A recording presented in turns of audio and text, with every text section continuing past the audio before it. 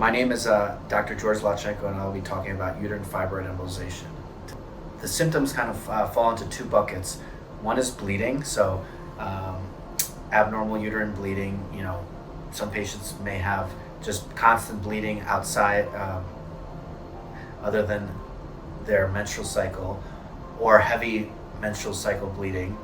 And then the other bucket is patients who have bulk symptoms, which basically means where the fibroids are not causing bleeding because they're not outside of the uterus, not within the endometrium. They can cause significant pressure and pain symptoms, along with increased urgency to urinate, constipation, other bowel and bladder issues, because those are the structures that the fibroids usually push on. For patients with severe symptoms from fibroids, the typical options are surgical options that include myomectomy and hysterectomy, or uterine fibroid embolization, which is what our group performs, and is a much more minimally invasive procedure to any of the surgical options that are available.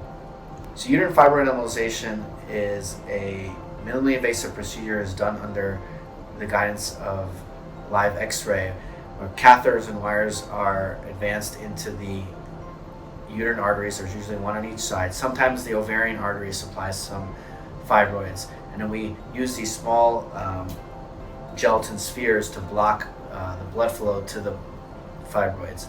That causes tissue necrosis and decrease, and then the body absorbs that tissue. So bleeding stops. Bleeding symptoms almost stop immediately, while the bulk symptoms that I mentioned earlier, that can take several months to improve, because we rely on the body to absorb that dead tissue and wait for the fibroids to shrink.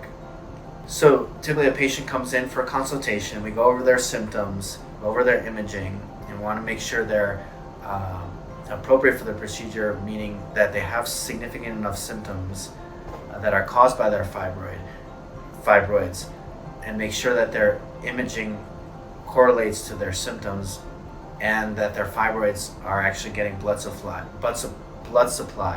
We review imaging and go over all the risks, benefits, and the alternatives of fibroid embolization.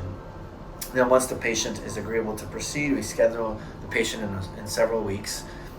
They come in, we get them ready to place an IV for sedation, have the patient, we administer certain medications, IV medications, to help with pain control for after the procedure. Then the patient is brought into the interventional radiology suite. I perform a hypogastric nerve block. Then I perform the embolization part by either accessing the groin artery, common femoral artery, or the radial artery in the wrist. Once the fibroids are embolized, the patient will recover. In our recovery area, we manage their pain very closely and make sure they can tolerate oral intake before they're discharged home with pain medication. Then I usually do either a 1 month or 3 month follow-up, depending on if their symptoms are from bleeding or from bulk symptoms. Patients will often experience pain for about 48 to 72 hours after the procedure. Every patient is different, so sometimes it can be hardly any pain or no pain, which is not as common as most patients will experience some sort of pain. And then on a rare side, patients can experience pain for about 1 to 2 weeks after, but that's not as common.